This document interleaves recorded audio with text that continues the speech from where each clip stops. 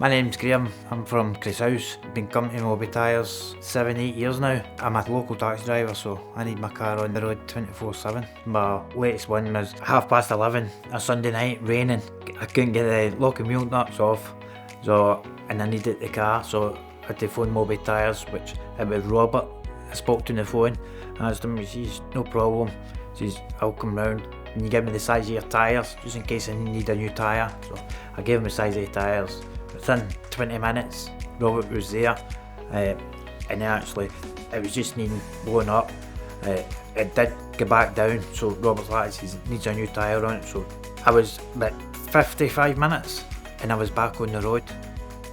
You come in here, it's a family run business. I've actually booked my wife's car in for a service, and a MOT was due to run out that night, and they managed to fit me in that day to get my MOT. So Lynn and John fit me in that day and got the MOT done.